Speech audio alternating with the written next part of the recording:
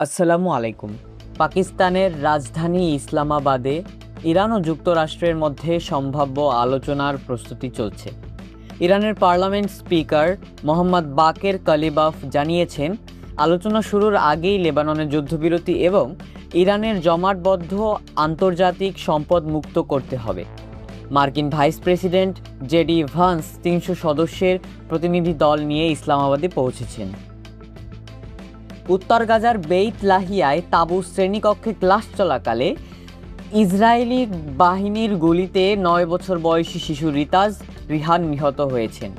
তেহরানের বেহেশতি জাহরা কবরস্থানে মার্কিন জায়োনিস্ট বিমান হামলায় শহীদ ১০ মাস বয়সী শিশু আমির হোসেইন আশরাফি ও তার পরিবারের দাফন সম্পন্ন হয়েছে। ইরানের রাহবার সাইয়েদ মুজতবা খামেনেই শহীদ ইমাম খামেনেইর শাহাদাতের ৪০তম দিনে জাতির উদ্দেশ্যে দেওয়া বক্তব্যে ঘোষণা করেছেন, তৃতীয় আরোপিত যুদ্ধে ইরানের বিজয় হয়েছে এবং প্রতিরোধ অক্ষ কোনো অবস্থায় তাদের অধিকার ছাড়বে না।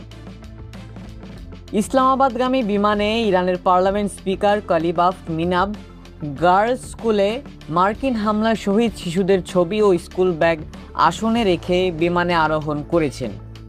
নিজের এক্স অ্যাকাউন্টে ছবি প্রকাশ করে তিনি লিখেছেন, এই ফ্লাইটে আমার সহযাত্রীরা।